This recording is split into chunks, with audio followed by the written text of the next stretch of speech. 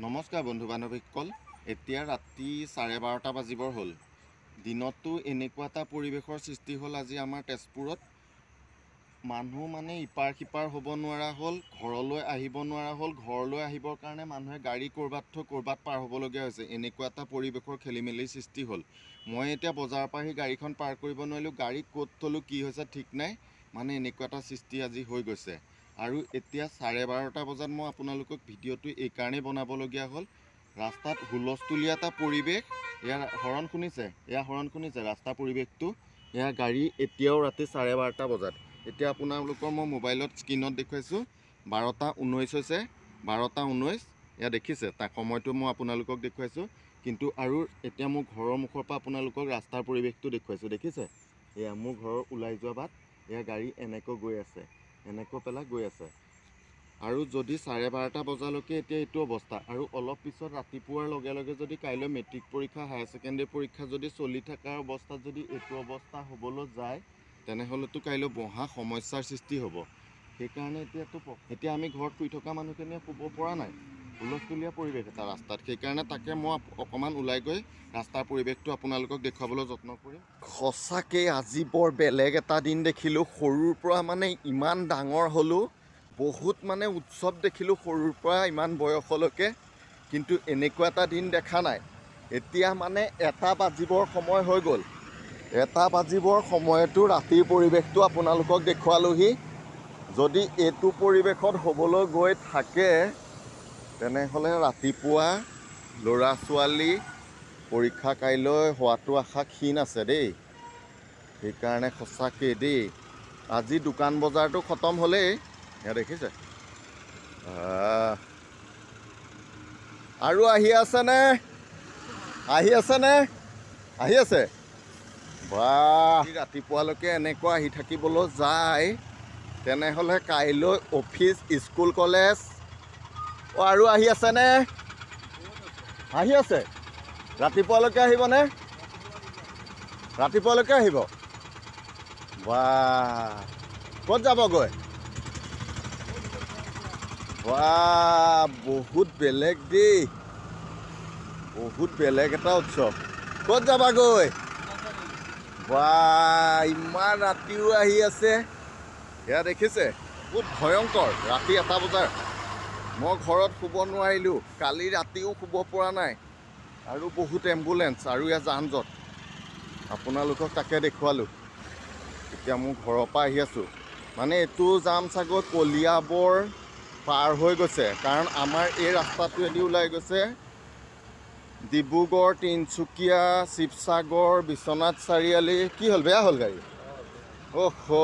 এইখন গাড়ী বেয়া হ'ল বাৰু, কথা পিছত পাতিম। এওঁ বৰ বিপদত পৰিল। তাকে মই আপোনালোকক দেখুৱাবলৈ চাইছোঁ। বহুতেই লম্বা লাইন। এয়া ছুপাৰ আহিছিলে চাগৈ দূৰৰ পৰা।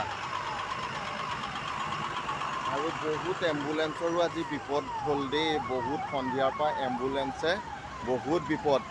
আৰু আজি এম্বুলেঞ্চ বেছি চলিছে, আৰু এক্সিডেণ্ট বহুত হৈছে। এক্সিডেণ্টটো কিয় মানে বেছি হ'ল, আমাৰ দোকানৰ আগতে বাইক ওলাই ছোৱালী এজনী খুন্দিয়ালে। তেনেকুৱাবোৰ আজি সৰু ডাঙৰ এক্সিডেণ্ট বহুতেই হৈছে। আকৌ একে মানে তেওঁলোকৰে গাড়ীবিলাক 3 লাইন কৰি খুন্দিয়াই তেওঁলোকৰ ভিতৰতেও কণ্টকবাদ হৈছে। এয়া দেখিছে, এয়াবিলাক দোকানদাৰী কৰে। এয়া দোকানদাৰী চলায়। আপোনালোকক 12:15 মানৰ পৰা দৃশ্যটো দেখুৱাই গৈছিলোঁ। এতিয়া আপোনাৰ প্ৰায় আপোনাৰ 1:30 বজাৰ সময়। যদি এইটো গতিতে আৰু অকণমানটো ৰাতিপুৱাবলৈ বেছি সময় নাই আৰু। গাড়ী পাৰ কৰিব নোৱাৰা দৃশ্য, কাৰণ সিপাৰৰ পৰা আমি গাড়ী এইপিনে পাৰ কৰিব নোৱাৰা হ'লোঁ, ছাইডো নিদিয়া হ'ল। আৰু গাড়ীখিনিও মানে 3 লাইন কৰি লৈছে। মানে এটা বেলেগ এটা সৃষ্টি দেখিলোঁ আজি। এয়া পুলিচ প্ৰশাসনৰ গাড়ীও আহিছে। পুলিচ প্ৰশাসন আহিছে, বহুত ভাল হৈছে। ৰাতি এয়া 1টামান বজাত, 12:30, 1টামান বজাত পুলিচ প্ৰশাসনৰ গাড়ী এয়া আহিছে। ৰাস্তা ক্লিয়াৰ কৰিব লাগিব। ৰাতিপুৱা পৰীক্ষা আছে, সোমবাৰৰ দিন অফিচ আছে, কলেজ আছে। যদি এইটো কণ্ডিশ্যনত হ'বলৈ যায়, কাইলৈ সোমবাৰৰ দিনটো যে পূৰা স্থবিৰ হৈ যাব। সঁচাকেই দেই, বৰ বেলেগ এটা দৃশ্য দেখিলোঁ। দেখিছে, ৰাতি 1টা বজাৰ দৃশ্য আপোনালোকক দেখুৱাইছোঁ। খালি গাড়ী আৰু গাড়ীৰ ৰাস্তা জাম। 1টা বজাত সন্ধিয়া বজাৰত আপোনালোকৰ যেতিয়াৰ পৰা বহি থাকিলোঁ না আজি বেপাৰ হ'ল না খামাৰ হ'ল, ধূলি আৰু গাড়ী জামৰ দৃশ্য। এতিয়া ৰাতি 1টা বজাৰ। আপোনালোকৰ দিনৰ 1টা বজাৰ পৰা ঘূৰি যোৱা গাড়ী। এই 4 দিন হ'ল, 4 দিন 5 দিনৰ অনুষ্ঠান। জোনাব আহিলে কেনেকুৱা, ভালে গ'ল? বঢ়িয়া। এয়া দেখিছে বহুত জাম পাইছে ন? এয়া দেখিছে ক'ৰ পৰা আহিছিলে? ঢিঙৰ পৰা। বঢ়িয়া বঢ়িয়া। এয়া ঢিঙৰ পৰা আহিছে দেখিছে। বহুত মানুহ ঢিং, মৈৰাবাৰী, নগাঁও, ডিব্ৰুগড়, তিনিচুকীয়া, শিৱসাগৰ। আমাৰ এই ৰাস্তাটোৱে মোৰ ঘৰৰ মুখৰ ৰাস্তাটোৱে ওলাই গৈছে।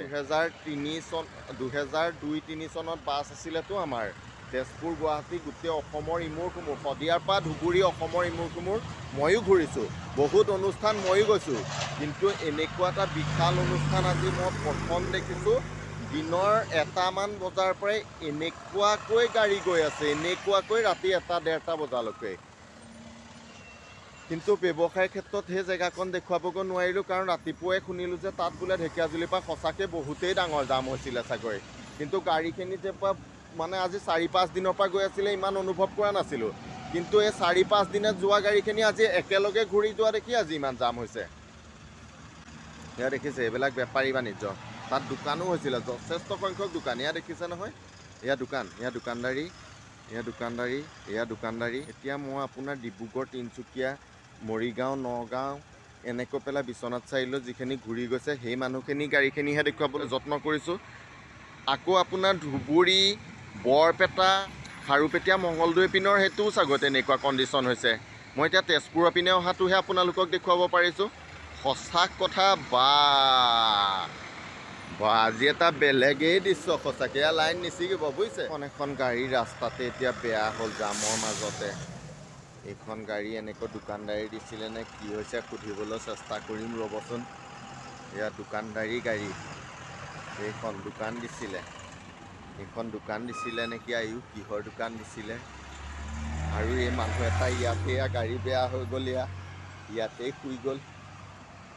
এওঁ কিয় ইয়াতে শুই গ'ল? আয়ু সেই তাইও কিয় এনেকৈ শুই গ'লা? গাড়ীত জেগাত শুই যোৱা। এইজন মানুহ দেখিছা গাড়ী বেয়া হৈ গ'ল কাৰণে। এই গাড়ীখন যে বেয়া হৈ গ'ল ন, ল'ৰা এজন মানে বেয়া হৈ যোৱা দেখি এনেকৈ পেলাই মানে গাড়ীখনৰ ছাইডতে, এয়া গাড়ীখনৰ ছাইডতে ৰাস্তাতে এই ল'ৰাজন এনেকৈ শুই গ'লা। ইউ দেহি অ'ৰা কিয় এনেকৈ শুই গ'লা? উঠাচোন, উঠা, উঠা না, এই উঠা না। সেই তেনেকৈ শুই নেকি ৰাস্তাত? এনেকৈ শুব নালাগে নহয়। হেৰি ক'ৰ পৰা আহিছিলা? নগাঁও কোন জেগাত ঘৰ? এই চামগুৰি, সোণাইবালি কোৱা না তুমি? মই নগাঁও হৈ পেলাই গুৱাহাটী গাড়ী চলোৱা পোৱালি, ৰঙাগড়া তেল ডিপু তুমি তেল ভৰোৱা পোৱালি। আমি কোৱা চামগুৰি কোনখনত তোমাৰ ঘৰ? হা হা? এই মুখখন দেখুৱাচোন, মুখখন দেখুওৱা। আয়ু কিহৰ দোকান দিছিলা? হোটেল দিছিলা ন? বহুত মানুহ গোট খাইছিলা ন? কিমানমান মানুহ গোট খাইছিলা বাৰু? এই দেখুৱাচোন, মুখখন দেখুওৱা, কথা এটা সুধিছোঁ। এই মুখখন দেখুওৱা না, না মুখখন দেখুৱাচোন, কথাটো সুধি পাতো ধেত কোৱা ধেত। আয়ু হেৰি কিমান মানুহ গোট খাইছিলে? 8 লাখ মানুহ গোট খাইছিলে ন? তোমালোকে কিহৰ দোকান দিছিলা? হোটেল দিছিলা? ভাতৰ হোটেল ন? বেছিলানে 1 লাখমান টকাৰ? হা 1 লাখৰ বেছি বেচিছা? এই তেওঁ অনুমানিক কিমানমান বেচিলা? কিমানমান টকাৰ বেচিলা? 1.5 লাখ টকাৰ এওঁলোকে বেপাৰ কৰি আহিছে। এওঁলোকে ভাতৰ হোটেল খুলিছিলে, বেচেৰা এওঁলোকৰ গাড়ীখন বেয়া হ'ল বাৰু। এয়া আৰু বহি আছে বাৰু, তেওঁলোকৰ লগত পাতিম। বেচেৰা শুই গ'ল গাড়ীত এনেকৈ শুই গ'ল বেচেৰা। এই মানুহকেইজন আয়ু ৰাতি এতিয়া গাড়ীখন বেয়া হৈ পেলাই এনেকুৱা এটা মানে ভিৰ ভাৰৰ দিন এটাত বহুত বেয়াও লাগিছে। এইখন গাড়ী ভাতৰ হোটেল দিছিলে এওঁলোকে। এজন এয়া ওপৰতো আছে। আয়ু ঘৰ ক'ত দাদা? চামগুৰি। হয়, কিহৰ দোকান লগাইছিলে? ভাতৰ দোকান ন? গাড়ীখন বেয়া হ'ল এতিয়া বেয়া হৈছে হেৰি বহুত ভিৰ ভাৰ ন মানে এইটো দিনৰ 12টা বজাৰ পৰা এনেকৈ জাম হৈ আছে এয়া এইখন এয়া কিবা ঠাণ্ডাৰ দোকানো গৈছিলে মানুহ কিমান মান গোট খাইছিলে বাৰু জেগাটোত আজি প্ৰায় 10 লাখ মান হ'ব 10 লাখ মানুহ ন বেছি হ'ব ন হেৰি আপোনালোকৰ ব্যৱসায় কেনেকুৱা চলিল ভালে চলিছে ন হেৰি বেচা বেছি ধুনীয়া ন বহুত মানুহ হ'ল যে এতিয়া তেনেহ'লে ৰাতি এনেকৈয়ে থাকিবলগীয়া হ'ব আৰু ন এখেতটোৱে মাটিতে পৰি গ'ল এনেকৈ বাৰু কষ্টই মষ্টই যি কি নহওক বেপাৰটো ভালেই হ'ল ঠিক আছে আৰু কষ্ট মষ্ট এনেকৈ থাকা ৰাতিপুৱা মেকানিক আনি গুচি যাবা এওঁলোকৰ এই গাড়ীখন বেয়া হ'ল ভাতৰ দোকান খুলিলে ভালেই হৈছে বাৰু ব্যৱসায়বিলাক বহুত মানুহ আৰু তাকে দেখুৱালোঁ কষ্ট কৰিছে তাকে আপোনালোকক ইয়াত দেখুৱালোঁ